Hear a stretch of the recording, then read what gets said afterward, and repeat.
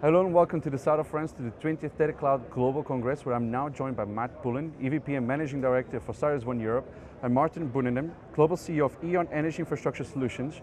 Welcome to Cannes. How's Cannes treating you, and how many Dataclouds have you been to date? Martin?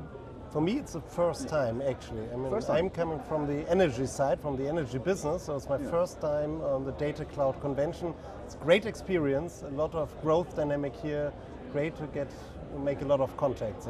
Well, this is one of the best industries you could have landed on. It's so much opportunity all over the place. And for you, how many have you been to? Oh, I've lost count, to be honest. I've lost count. Many. Yeah. Not quite as many as the MIPIMs I've been to over my career, but it's many. Okay. Well, guys, so this is actually it's the 20th anniversary, but it's also the largest Datacloud Congress ever. It's 4,500 people. It's grown a lot since the pre-COVID days. What's also grown a lot, it's the market. It's grown a lot on capital commitments, on capital deployments, megawatts, gigawatts, people working in the sector, new companies coming into the sector. But the last 6 months alone have delivered a lot of big headlines. Some people might say there's a lot of Reaganomics, but it's delivered a lot of big headlines. How do you view what's happening in the last 6 months when it comes to the data center space? And I know you guys are more focused on Europe right now, but you can go from a global perspective to an European perspective. There was so much, all the way from Washington to Beijing to Paris to Brussels. Everywhere. So yeah, give us your take on the market. So a quick take on the market. So in 2023 and 2024, we saw unprecedented growth in the market, but a lot of that was focused in the US. So in 23 and 24, in each year, we saw nearly 5 gigawatts of headline signings from the hyperscalers. And that was mainly driven by AI, but importantly the deployment of large language models. So in Europe, though, we haven't seen the large language model deployments, but we are seeing AI deployments, meaning that what our customers are really focused on, which is very important in terms of this relationship, is they're focused on the key gateway markets within the availability zones, but what they want is what's called fungible capacity, where they combine small training and inference from an AI point of view with enterprise cloud workloads and internal workloads. So, the market in Europe hasn't grown as quickly as the US, but as inference takes off, we're going to see the market in Europe accelerate. Very similar story in Asia. Yeah. Martin. And we see the same development also on the energy side. So all these data centers, they need energy infrastructure, and we see since a decade an increasing demand and grid connections, water, land, everything which is related to organizing the data center industry. And I would say in the last 5 years it really exploded even. So we have an enormous amount of requests for grid connections, be it in Germany, be it in the Netherlands, in Italy, in the UK. And this is also why we are sitting here basically to find a solution to enable digital growth in Europe. Yeah. And I guess that lays into the next question, because you guys just announced a preferred partnership to deploy some quite smart solutions, energy solutions, into this big boy down here, which will be one of the largest data centers in Europe, based in Frankfurt. Give us a little bit just an overview of what the partnership is like, what the announcement is like, what you're going to be doing in Frankfurt with this. Yeah, so I'll quickly talk about the data center, and then Martin will talk about the gas generation. So in essence, we're starting with Frankfurt 7, but we hope to go well beyond Frankfurt 7. Frankfurt 7 is what it says, it's our 7th data center in Frankfurt. We have enough grid power for 81 megawatts of IT, spread across 2 buildings in essence. But what we're doing with E.ON's help is we're working on a supplemental gas generation, but Martin will talk about its hydrogen capability. Just gas generation solution that could take the project from 81 megawatts of IT to 126 megawatts of IT, and therefore fully optimize the land parcel that we have. But I'll let Martin talk about the other aspects, because there's some very interesting aspects that go to the sustainability story. Especially the heat.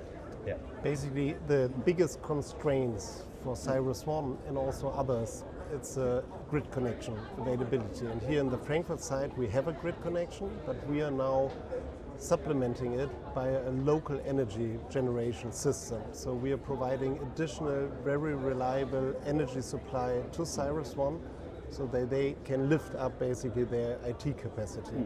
This is one part of the solution, reliable energy secure supply. So, which will be hydrogen ready, so in the future we can transfer it and let it run on green hydrogen.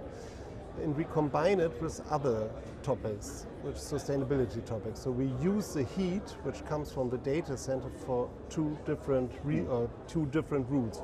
One is we decouple it for the local energy community, which is quite significant.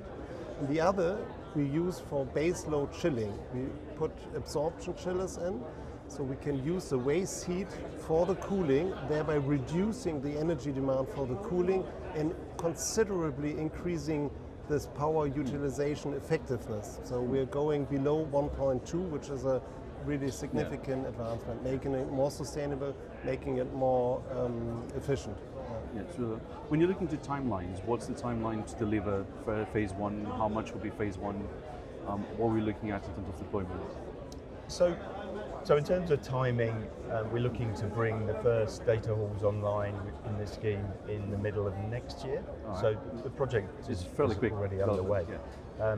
We'll be able to use the grid connection to effectively continue to deliver data halls until the local generation plant is ready. But we're hoping that by 2028 that we'll be fully up and running with the grid and with the local generation. Okay. How does this kind of align as well with your long-term strategies, long-term vision for both CyrusOne and E.ON?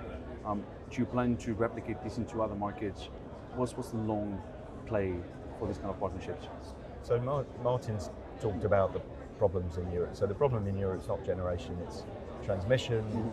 Across nearly all of the European grids, there are delays because of lengthy transmission upgrades that are having to occur.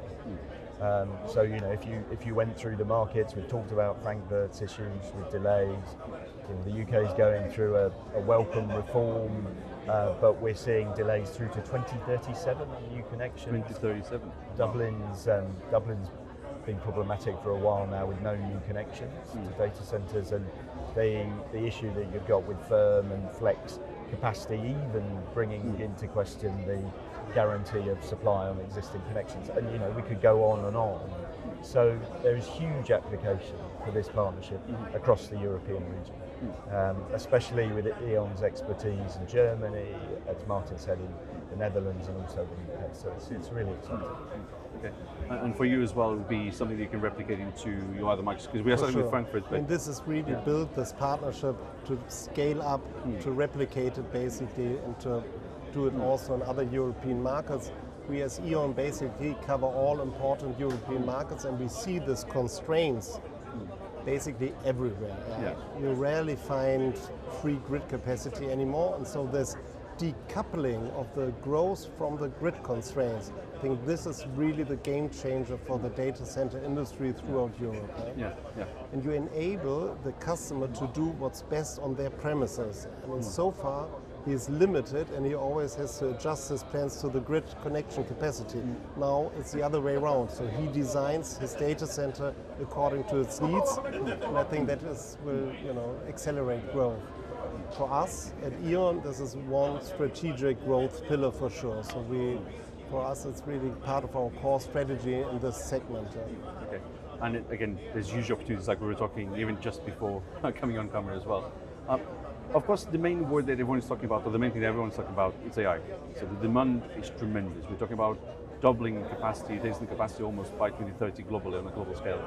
We're talking about hundreds, almost 1,000 terawatt per hour globally, according to the International Energy Agency, just for data centers. How much has that weighted into speeding up this partnership, into making this happen now? Why was it important to get it out now for these specific projects? And then how is AI going to push you to go beyond it? Well, going back to what I said earlier, the issue is in Europe, you're not going to see large language model deployments or significant AI deployments outside of key market availability zones. So bearing in mind it's those key market availability zones that are so affected by the transmission upgrades, it was extremely important to get into a partnership now because the customers are ready to accept this solution.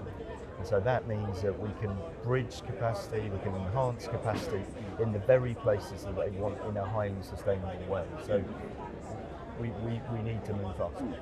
Okay. And then Martin, from an energy side, how has AI changed your perspective in all this, and then how has it driven you towards this whole topic of digitization? It takes over the old industry, as you know, from a demand side perspective. So, you know, Ireland is an extreme example. There we already have 20% of the overall electricity demand is for data centers. But even in Germany, UK, and France, it's really increasing, and it's taking the position of the old industries like steel, like automotive, and so. So it's really a shift in the significance also from an economic point of view for the key European players. And if I may just add up there, I think what Matt said, our partnership is really about speed, it's about time to market. And this will really accelerate the whole development. And there I'm pretty confident because with two big players with a strong reputation in their fields, team up and show to the customers, show also to politics that this is possible, that will have an effect. And obviously we also have our growth ambitions. And I guess on top of that as well, I mean, I know I just asked about AI, but we still have the whole cloud and enterprise adoption. It's all happening. AI is just another layer of the adoption. It's just going to scale up from here. Yeah. As you know, the level of enterprise cloud adoption in Europe is still relatively low, so that market's going to continue to accelerate. AI will accelerate, but the main issue is that inference growth will exceed machine learning growth quite quickly. So we are going to see a real explosion. Okay. Just a quick sideline question on energy, because there's been this conversation now about maybe getting data centers recognized as electricity-intensive industries. Some countries are looking to be more serious. I think Germany is a bit more ahead in the conversation than many other countries. Do you think that would be a good thing? So the US already does it. Would it be a good thing for data centers to be recognized as electricity-intensive industries, where you potentially get cheap electricity, where you potentially get some tax breaks on CO2 emissions, credits? Sure. What's your take on that? I think from a strategic perspective, yes. I mean, digital infrastructure is key for the prosperity of the European economy, so it will be an important pillar. And through our industry discussions with Brussels, they've made it very clear to us as an industry, which is they want us to be classified as energy intensive so that we can get the carrot of the investment and the tax breaks, etc. But as part of that, they want a serious commitment from us about continuing to improve efficiency.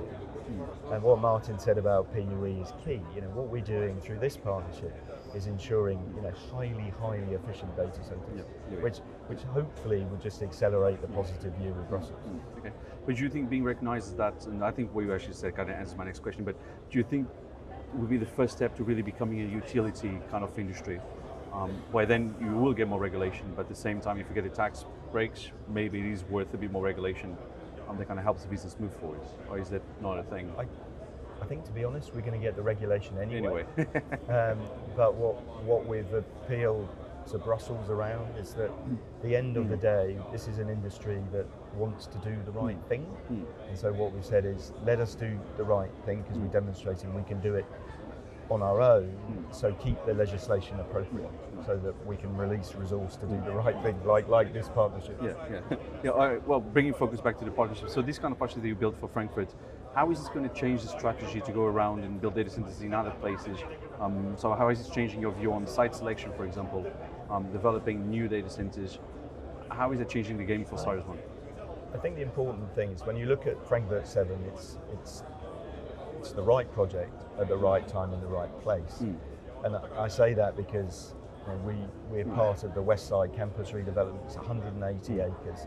It's the regeneration of one of Germany's oldest chemical plants. So it suits this project very well, in that you wouldn't necessarily think about this project in a more commercial environment, residential environment, etc. So it really is part of the strategy that we've been pursuing for a while, which is sticking with the prime availability zones in the prime markets, but looking at industrial regeneration sites so that this partnership can deploy effectively, but also appeal in an appealing way to the politicians. So that's how we see it. Which can then just carry down to the constituents and actually have less resistance to building these things. Even after this press announcement this week, after our discussion this morning here in the panel, I got approached by so many developers, by so many real estate companies, because they all, are now changing their thoughts about site selection and so on. So in the mid-term, that will have an impact, I think, on the site selection. And hopefully what it'll also make, to Martin's point, that landowners will start to think more about the community benefits that we can deliver. So think about, heat decoupling. And so I think that's extremely important, because what we're doing through this project is effectively, when we distribute the waste heat, we're lowering the community's electricity costs by 50%. Yeah.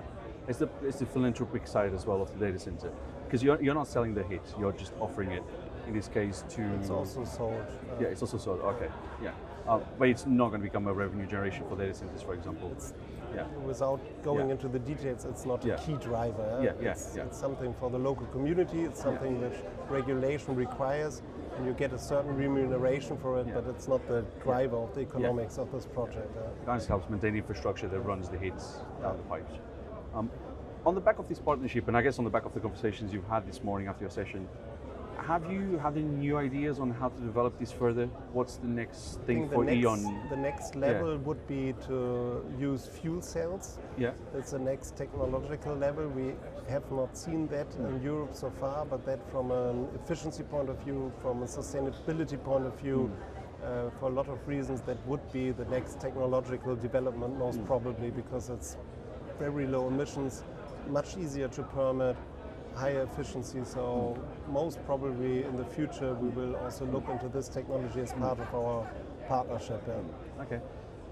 M&A question, very different markets here, but so how is this going to change your approach to M&A? So inorganic growth, go out, buy another facility, develop the facility, deploy this technology.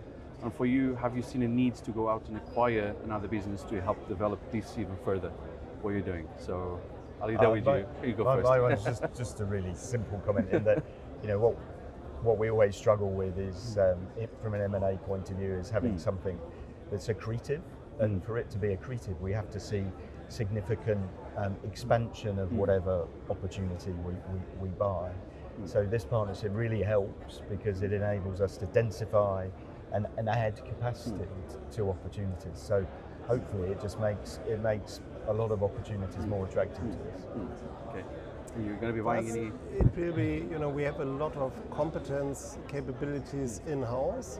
What for sure we are doing is putting much more resources on it, much more management focus on it, and there perhaps might also be one option to make smaller acquisitions to grow faster, but it's not a driver. It's more about deploying the existing resources, the existing competences on those kind of projects. Okay. So, and then I guess with everything that's going on in the world, what's one thing that I did not ask you that I should have asked? That's an interesting question. You got many ways. Everybody wants to talk about politics. I'll try the way I can go there if you want to. I think it's more about is there a risk that the Europe's through lots of things. We've talked about the issues with the grid. We've talked about some of the regulation. Is Europe going to fall behind in the AI race? Because obviously the brakes have come off somewhat in the US in terms of encouraging the growth of data centers to support the AI growth. I don't think that's going to happen personally. And again, this partnership helps because we're trying to make sure that we can meet demand. And the customers, they want to deploy in Europe for all the reasons that we've talked about. For me, it's a little bit the interdependency between digitization and energy. We always, on the Datacloud conference, we look at how much energy do we need for the digitization, but it's also the other way around. To make the energy transition successful, we need a lot of digital capacities to steer this very decentral, very built on a lot of decentral REST capacity. So, you know, in the energy industry, there's a strong conviction that digitization is desperately needed also to make the energy transition a success. So energy and digitization can only be thought together. Okay. Well, final question. One word to describe 2025 in terms of data centers. Opportunities. Exciting. Exciting opportunities. Well, Matt Pullen, EVP Managing Director for CyrusOne in Europe, and Marten Bunnemann, Global CEO of E.ON Energy Infrastructure Solutions. Thanks so much for talking to me. Thanks to you. Thank you. As for your home, thank you for watching, and do check our website and social medias for the latest digital infrastructure news from across the globe. At the Tech Capital, you lead, we report. Bye for now.